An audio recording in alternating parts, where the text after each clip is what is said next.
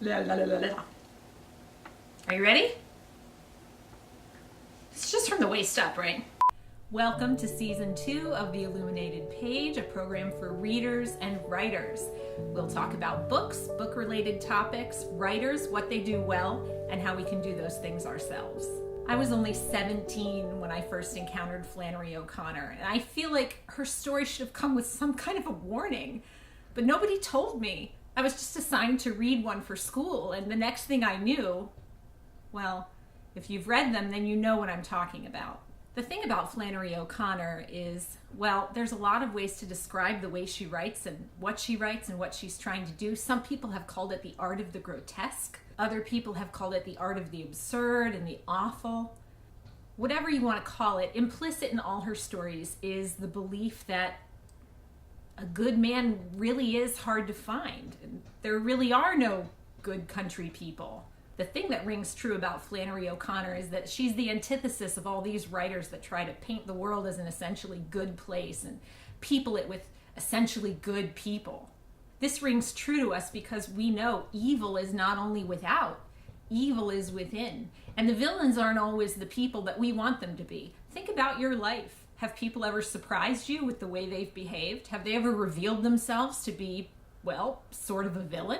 A lot of people don't like reading her stories, and the truth is even more people didn't like them when she was writing them because she pointed out villains that were unexpected. She lived in the South in the 50s, and yet her villains were Bible salesmen. Most of us wouldn't consider a Bible salesman a villain until he's stealing your wooden leg.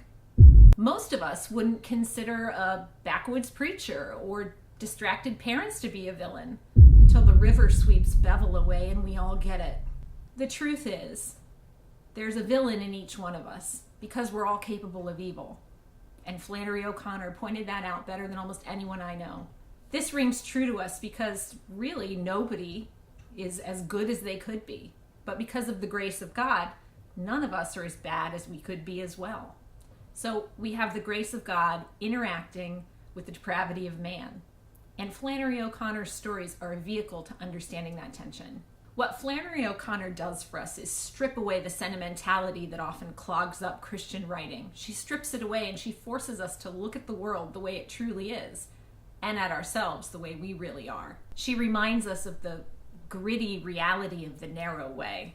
Now, I don't have Flannery OConnor's genius, and I don't write her kinds of stories, but I do try to write about real characters facing real problems and dealing with them in real ways. And I do like to write about absurdity. So she and I have that in common. That's it for this week. Tune in next week. We'll talk about more books, more authors, and more ways we can become better readers and better writers. In the meantime, feel free to order one of my books. Several of them are out. Several of them are still coming. And for all I know, several of them are yet to be written. Depending on when you see this, you might have even more options than I'm aware of. See you next week.